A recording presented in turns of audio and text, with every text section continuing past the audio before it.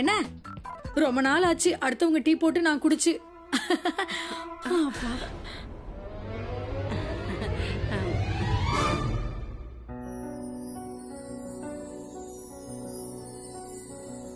அபி,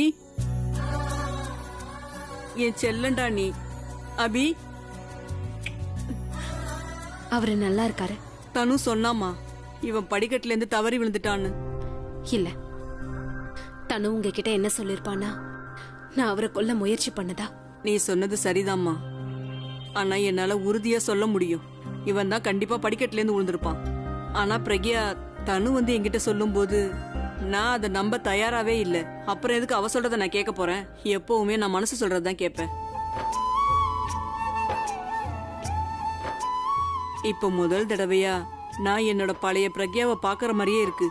நீ ஒரு நாள் தனு அரெஸ்ட் பண்றதுக்காக அந்த வீட்டுக்கு வந்தல்ல, அப்ப நீ என்கிட்ட பேச கூட இல்ல. அப்ப நான் என்ன நினைச்சேன் தெரியுமா? இவ என்னோட பிரக்யா இல்லன்னு நினைச்சேன். நீ என் பிரக்யாவா இருந்திருந்தா எல்லாருக்கும் முன்னாடி நீ என்கிட்ட தான் பேசிருப்ப, என்னை வந்து கட்டி அணைச்சிருப்ப. என்ன மன்னிச்சிருங்க பாட்டி. அன்னைக்கு நான் உங்க வீட்டுக்கு வந்தப்ப நான் ரொம்ப கோவத்துல இருந்தேன். அப்ப ஒரு விஷயம் தான் என் மனசுல ஓடிட்டு இருந்ததா.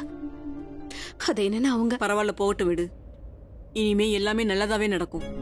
அதனால இந்த சந்தோஷத்தை நம்ம கொண்டாடுவோம். நாளைக்கு இப்படி இருப்போமோன்னு தெரியல. இங்கேயே அந்த மாதிரிலாம் சொல்றீங்க. அந்த கடவுளோட அருளால நம்மளோட எல்லா நாளும் இதே மாதிரி இருக்கணும். எனக்கு தெரியும். தனு வந்து அபிய உன்கிட்ட வித்தா இல்லையா, அப்ப இங்க அபி தப்பா வந்துட்டானோன்னு நினைச்சேன். ஏன் மேலதான் தப்பு. அவன் பண்ணது நல்ல விஷயம்தான். இந்த உலகம் என்ன சொல்ல நினைக்குதோ சொல்லிட்டு போகட்டும். அதாவது பொண்டாட்டி வந்து புருஷனை விலைக்கு வாங்கினான்னு. ஆனா எனக்கு மட்டும்தான் தெரியும் நீ இதெல்லாம் எதுக்காக பண்ணேன்னு. ஏன்னா உனக்கானவன உன் கூட வச்சுக்க ஆசைப்பட்ட, அவனை பாத்துக்கணும்னு நினைச்ச. இதெல்லாம் உங்ககிட்ட யார் சொன்னது? பிராச்சியா? இந்த நிறைச்ச முடி தானா வந்தது, நான் ஒன்னு அடிச்சுக்கல. அபி, அபி, அபி. பாட்டி, நான் தான்ப்பா. நீங்க எங்க? நான் தான்ப்பா வந்திருக்கேன். நீ எப்படி இருக்க? எப்ப வந்தீங்க பாட்டி? இப்பதான்ப்பா வந்தேன்.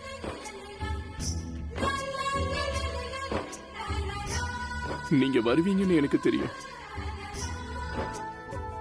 எனக்கு தெரியும் என்ன பார்க்க கண்டிப்பா வருவீங்கன்னு. அது எப்படிப்பா வராம இருப்பேன்? இதெல்லாம் எப்படி நடந்துச்சுன்னு எனக்கே நல்லாவே தெரியும். ஓவரா குடிச்சிருப்ப, அதனாலதான். இங்க பாருப்பா, கொஞ்சம் குறைச்சுக்கோயேன், அப்பதான் இந்த மாதிரி எல்லாம் ஆகாது. நீ பாட்டி கிட்ட என்ன பத்தி கம்ப்ளைண்ட் பண்ணிட்டியா? நான் எதுவும் சொல்லல. அது என்னன்னா, பாட்டியோட முடி வெள்ளையானதுக்கு காரணம் பெயிண்ட் அடிச்சது இல்ல. திடீர்னு ஏன் முடிய பத்தி எல்லாம் பேசுற? பாட்டி, பாத்தீங்களா அவ எப்படி பேச்ச சுத்தி விடுறான்னு? நான் குழப்பம் யாரு இங்க? நீங்க குடிச்சத பத்தி பேசிட்டு இருக்கோம். நான் தான் எல்லா பாட்டிலையும் தூக்கி போட்டுட்டேன்ல, அப்புறம் உங்களுக்கு எப்படி சரக்கு வந்தது? பாட்டி நீங்க கேளுங்க, அவர் உங்ககிட்ட போய் சொல்ல மாட்டாரு. என்ன பாட்டி கேளுங்கன்ற? பாட்டி எதுக்காக கேட்க போறாங்க? அவங்க என்ன நம்ம பிரச்சனையை சால்வ் பண்ண வந்திருக்காங்களா? ஆமா ஆமா, உங்க விஷயம் வந்த உடனே இது ஒரு மேட்டரே இல்லன்னு சொல்ல வரீங்களா? நான் என்ன பண்ண? மேட்டரே ஒண்ணு இல்ல, அப்புறம் நான் என்ன சொல்ல போறேன்? பாட்டி, அவ சொல்றதெல்லாம் நீங்க நம்பாதீங்க. அவ ஒன்னும் பழைய பிரக்யா எல்லாம் கிடையாது. அவ டோட்டலா மாறிட்டா. அவ கையில மட்டும் கன் இருந்தது, அப்படியே பூலாந்தேவி மாதிரி இருப்பா. ஆனா இங்க பாருமா, அவன் சொல்றதுல எந்த தப்பும் இல்ல. இங்க பாருங்க பாட்டி, நான் திரும்பவும் உங்ககிட்ட ஒரு விஷயம் சொல்றேன். இவ சொல்றத நம்பாதீங்க. இவ பழைய பிரக்யா எல்லாம் கிடையாது. இவ கையில கன் இருந்ததுன்னு வைங்க, இவ பூலாந்தேவியே தான். அப்படியே முந்தானி எடுத்து இப்படி முடிஞ்சுக்கிறா சண்டை போடுறதுக்காக. நீங்க ரெண்டு பேரும் சண்டை போட்டுக்கிறத பார்க்க ரொம்ப சந்தோஷமா இருக்கு. நான் போய் என் ரூம்ல ட்ரெஸ் எல்லாம் எடுத்து வச்சுட்டு வந்துடுறேன்ப்பா. பாட்டி ரூம்ல இருக்கிற அலமாரியில Dress வைக்க போறாங்களா? அது வந்து என்னன்னா, நான் பொறுமையா என்னன்னா, ஆலியா தனு எல்லாரையும் இங்க தங்கறதுக்கு நான் கூப்பிட்டிருக்கேன். ஓ, இஷ்டப்பட்டு கூப்பிட்டியா? ஆமா, ஏன் இஷ்டப்பட்டுதான். ஆனா ஆலியா தனு கூட தான் உனக்கு பிரச்சனையாச்சு. இவ இந்த மாதிரி பண்ணலன்னு வையி, அப்புறம் தனுவும் ஆலியாவும் உன்னை பிரக்யாட்ட இருந்து பிரிச்சிருவாங்க.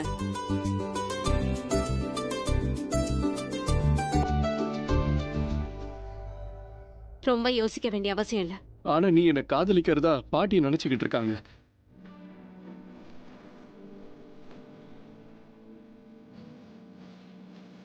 நீ என்ன நல்லபடியா பாத்துக்கிறதுக்காக தான் கூப்பிட்டுருக்க நினைச்சிருக்காங்க. ஆனா உண்மை என்னன்னு நம்ம ரெண்டு பேருக்கும் நல்லா தெரியும்.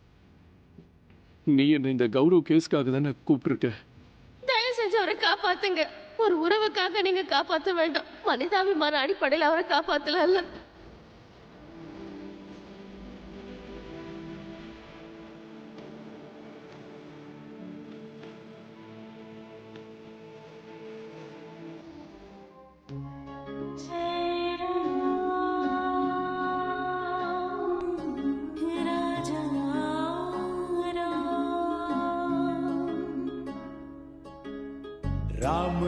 राम जय राजा राम, राम राम जय सीता राम, राम राम जय राजा राम, இத பார்க்கும்போது ரொம்ப சந்தோஷமா இருக்கு. सीता ஏன்னா இந்த வீட்ல நான் உங்களை பார்த்துட்டேன். உங்களோட கருணையால தான் அபியும் பிரக்யாவும் ஒன்னா ஒரே வீட்ல இருக்காங்க. கடவுளே, நீங்க அவங்க 2 பேரையும் சந்திக்க வச்சிட்டீங்க. இப்ப அடுத்து அவங்க 2 பேரையும் ஒண்ணு சேர்த்து வச்சுட்டா நல்லா இருக்கும். என்னோட அக்கா இருந்தா இல்லையா, அவளுக்கு உங்க மேல ரொம்ப நம்பிக்கை இருந்துச்சு. அவ ராத்திரியும் பகலும் ஒரே விஷயத்தை தான் வேண்டுவா, அதாவது அபியும் பிரக்யாவும் ஒன்னா இருக்கணும்னு. அவ இப்ப இந்த உலகத்துல இல்லப்பா. ஆனா அவளோட தங்கச்சி நான் இருக்கிறேன். இததான் நானும் ஆசைப்படுறேன். என்னோட அபிக்கும் பிரக்யாவுக்கும் இந்த உலகத்துல இருக்கிற எல்லா சந்தோஷமும் கிடைக்கணும். அவங்க மேல எந்த தப்பான நிழலும் படக்கூடாது.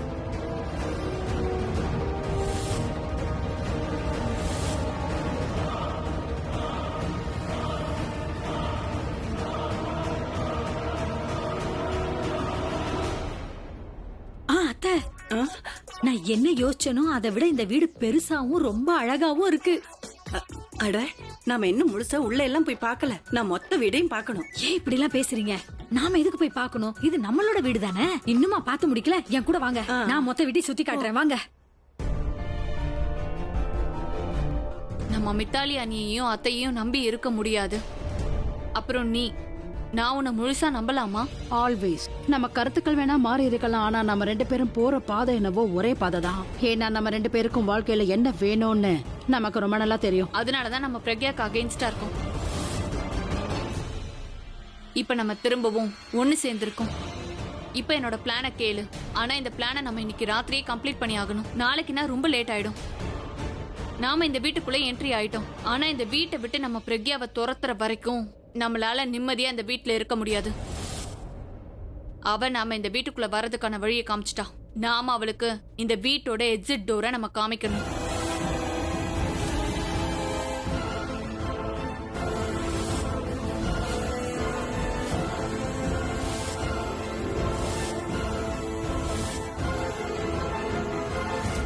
இதுதான் அவங்கள பழிவாங்கறதுக்கான சரியான நேரம். அவங்களோட இடத்த அவங்களுக்கு காட்ட போறேன்.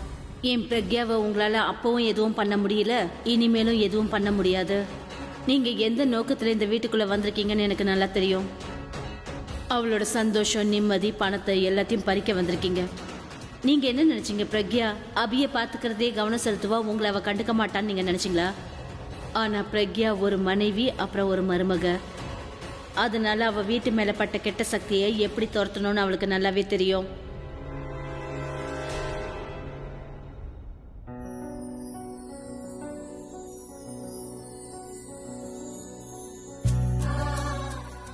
ஆண்டவா, என்னோட சந்தோஷத்தையும் சேர்த்து பிரக்யாவுக்கே கொடுத்துருங்க.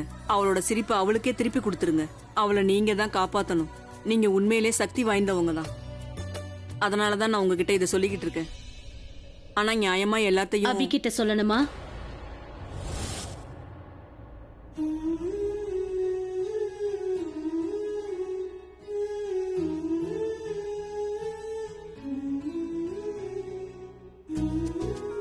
மன்னிச்சிருங்க, உங்களை கேட்காம உங்க பூஜை ரூமுக்கு நான் வந்துட்டேன். அட, நீங்க ஏன் இப்படி எல்லாம் பேசுறீங்க? பூஜை அறை என்னோடதா இருக்கலாம், ஆனா கடவுள் எல்லாருக்கும் பொது இல்லையா? ஆனா நீங்க பேசினதுக்கு அப்புறம் உண்மையிலேயே என் மனசுக்கு நிம்மதியாவும் சந்தோஷமாவும் இருக்கு. ஏன்னா இந்த குடும்பத்துல பிரக்யா மேல அக்கறை காட்ட நீங்களாவது இருக்கீங்களே. பிரக்யாவுக்கும் எனக்கும் ஏதோ உறவு இருக்கு. ஆனா உங்களுக்கும் பிரக்யாவுக்கும் எந்த உறவும் கிடையாது. அப்படி இருந்தும் நீங்க அவளுக்கு துணையா இருந்திருக்கீங்க. அவளை உங்க கைக்குள்ளே பத்திரமா வச்சிருக்கீங்க. நான் ரொம்ப சந்தோஷமா இருக்கேன். உங்களை பார்த்து நன்றி சொல்லணும்னு நினைச்சேன். ஆனா உங்களை சந்திக்கிறதுக்கான வாய்ப்பு எனக்கு கிடைக்கவே இல்லை. எப்ப எல்லாராலையும் அவ கைவிடப்பட்டு தனியா இருந்தாலோ அப்ப நீங்க அவ கூட இருந்திருக்கீங்க. ஒரு அம்மாவா அவளை கூட இருந்து வழி நடத்திருக்கீங்க. அவளுக்கு ஒரு புது வாழ்க்கையை கொடுத்திருக்கீங்க. புது வாழ்க்கையை கொடுக்கறதெல்லாம் அந்த ஆண்டவன் தான். நான் அவ வாழ்றதுக்கான வழியை மட்டும் தான் காட்டினேன். இது ஒரு அம்மாவால தான் இந்த மாதிரி எல்லாம் பண்ண முடியும். அப்புறம் பூமியில கடவுளோட இன்னொரு ரூபம் தான் அம்மா. இந்த அம்மா முன்னாடி நான் கையெடுத்து கும்பிட்டா கூட என்னோட கடவுள் கூட என்ன தப்பா நினைக்க மாட்டாரு. ஏன் இப்படி எல்லாம் பேசுறீங்க? நீங்க என்னை விட பெரியவங்க. நியாயமா பார்த்தா நான் தான் உங்க முன்னாடி கை கூப்பி நிக்கணும். அந்த மாதிரி குடும்பத்துல இருந்தும் கூட நீங்க அவங்கள மாதிரி இல்லாம இருக்கீங்க. ஏன்னா சில பேர் இந்த வீட்லயே இருந்துகிட்டு எப்படி இருக்காங்க தெரியுமா?